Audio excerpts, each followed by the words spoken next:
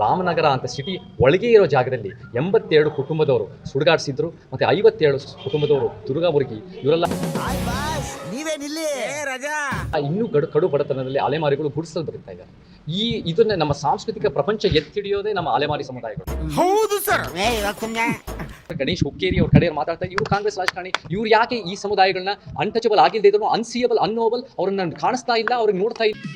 ಅವ್ನು ಹೋಗ್ತಾ ಇರೋ ಸ್ಟೈಲ್ ನೋಡಿದ್ರೆ ಮುಂದೆ ಕರ್ನಾಟಕಕ್ಕೆ ಸಿಎಂ ಆದ್ರೂ ಆಗ್ಬಿಡ್ತಾನೆ. ಇಲ್ಲ ಇವಾಗ ಯಾಕೆ ಅವರಿಗೆ ಮನೆಗಳು ಕೊಡ್ತಾ ಇಲ್ಲ, ಯಾಕೆ ಇವರಿಗೆ ಒಂದು ಹಕ್ಕುಪತ್ರ ಕೊಡ್ತಾ ಇಲ್ಲ, ಯಾಕೆ ಇವತ್ತಿನ ದಿನ ಈ ಸಮುದಾಯಗಳು, ಈ ಅಲೆಮಾರಿ ಸಮುದಾಯಗಳು 35-40 ವರ್ಷಗಳಿಂದ ಜೋಪಡಿಗಳಲ್ಲಿ ಬದುಕಿ. ನಿನ್ನ ಬಾಯಿನ ಪೆನ ಹಾಕೊಂಡು ತೊಳ್ಕೊಳ್ಳೋ, 3 ಅಡಿ ಇದ್ಯಾ, 4 ಇಂಗ್ಲಿಷ್ ಅಕ್ಷರ ಮಾತಾಡ್ತೀಯ ಅಂತ ಮರ್ಯಾದೆ ಕೊಡ್ತಾ ಇದ್ದೀನಿ. ಅವ್ರು ಗುಡಿಸಲ್ ಬದುಕಿ, ಒಂದು ಲೈಟ್ ಬಲ್ಬ್ ಇಲ್ಲ, ಒಂದು ನೀರಿಲ್ಲ, ಒಂದು ಬೇಸಿಕ್ ಫೆಸಿಲಿಟೀಸ್ ಇಲ್ಲ. ದೊಡ್ಡದಾಗಿ ಬೇರೆ ಬೇರೆ ಅಹಿಂದದ ಬಗ್ಗೆ ಮಾತಾಡುತ್ತೆ ಈ ಸರ್ಕಾರ. ಸರ್ ಅದು ಸ್ಟೂಡೆಂಟು ಸ್ವಲ್ಪ ಮೆಂಟ್ಲು ಸರ್. ಮೆಂಟ್ಲಾ? ಇಂಥ ಹುಡುಗರನ್ನೆಲ್ಲ ಕಟ್ ಮಾಡಿ ಬಿಸಾಕ್ಬೇಕ್ರಿ. ಹಿಂದ ಅಲ್ಪಸಂಖ್ಯಾತರು, ಹಿಂದುಳಿದ ದಲಿತರಲ್ಲೂ ಎಲ್ಲ ಕಡೆ ಅಲೆಮಾರಿಗಳಿದ್ದಾರೆ. ಆದ್ರೆ ಅಲೆಮಾರಿಗಳಿಗೆ ಈ ಬಜೆಟ್ ನಲ್ಲಿ ₹1 ಕೊಟ್ಟಿಲ್ಲ ಅಂತ ನಾನು ಕೇಳ್ಪಟ್ಟಿದ್ದೀನಿ. ಹೌದೇನ್ಲ? 1,000 ಕೋಟಿ ಕೊಡ್ತೀನಿ ಅಂತ ಹೇಳಿದ್ರು, ₹1 ಕೊಟ್ಟಿಲ್ಲ. ಅಲೆಮಾರಿಗಳು ಕೊಡೋದ್ ಬಿಟ್ಟು ಹನುಮಾನ್ ಜನ್ಮಭೂಮಿ ಅಂಜನಾದ್ರಿ ಬೆಟ್ಟಕ್ಕೆ 100 ಕೋಟಿ ಕೊಡ್ತಾರಲ್ಲ ಈ ಸರ್ಕಾರ. ಏನಿವ್ರ ಪ್ರಯಾರಿಟಿ?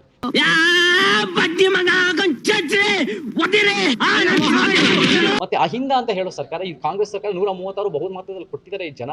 ಆದ್ರೆ ಈ ಒಂದು ಸರ್ಕಾರ ಎಲ್ಲೋ ಒಂದ್ ಕಡೆ ಜಾತಿ ಜನಗಣತಿ ಬಿಡುಗಡೆ ಮಾಡ್ತಾ ಇಲ್ಲ.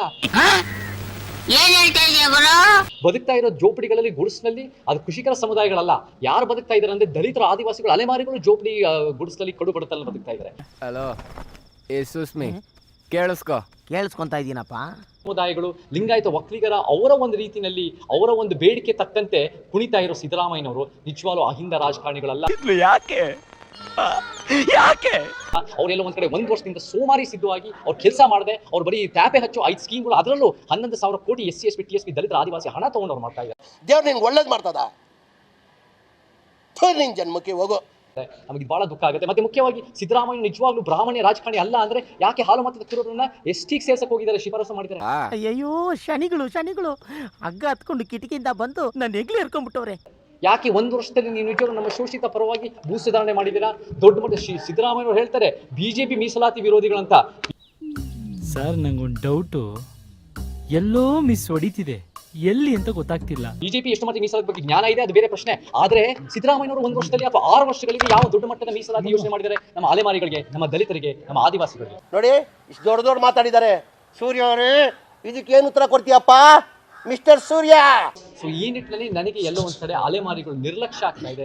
ಅಲೆಮಾರಿಗಳಿಗೆ ಅವ್ರ ಜೋಪಡಿಯಲ್ಲಿ ಬದುಕ್ತಾ ಇದ್ದಾರೆ, ಅವ್ರಿಗೆ ಕಡು ಬಡತನ ಬದುಕ್ತಾ ಇದ್ದಾರೆ. ನೀನ್ ತುಂಬಾ ಸೀರಿಯಸ್ ಪ್ರಜೆ ಅಂತ ಅನ್ಕೊಂಡಿದ್ದೆ, ಪರವಾಗಿಲ್ಲ, ಸಕ್ಕದಾಗೆ ಕಾಮಿಡಿ ಮಾಡ್ತೀಯ. ಇಷ್ಟು ಹೇಳಕ್ ಇಷ್ಟಪಡ್ತೀನಿ. ಓಕೆ ಫ್ರೆಂಡ್, ಬಾಯ್. 7 ಮೀಟರ್ ಕುಡಿದಾರ ಅನ್ನೋದು ನಾನು 2 ಮಾತು ಮುಗಿದು ಅಂತ ಹೇಳಿದ್ಬಿಡು. ಎಷ್ಟು ಜನ ಕಚರ ನನ್ನ ಮಕ್ಕಳು ಮನೇಲಿ ಹೆಂಡತಿ ಇಟ್ಕೊಂಡು ಹೊರಗಡೆ ಇನ್ನೊಂದು ಸೆಟಪ್ ಮಾಡ್ಕೊಂಡಿಲ್ಲ. ಎಷ್ಟು ಜನ ವರ್ಷ ಹೆಂಗಸರು ಮನೇಲಿ ಗಂಡನ ಇಟ್ಕೊಂಡು ಮನ್ಸಲ್ಲಿ ಇನ್ನೊಬ್ಬನ ಇಟ್ಕೊಂಡಿಲ್ಲ.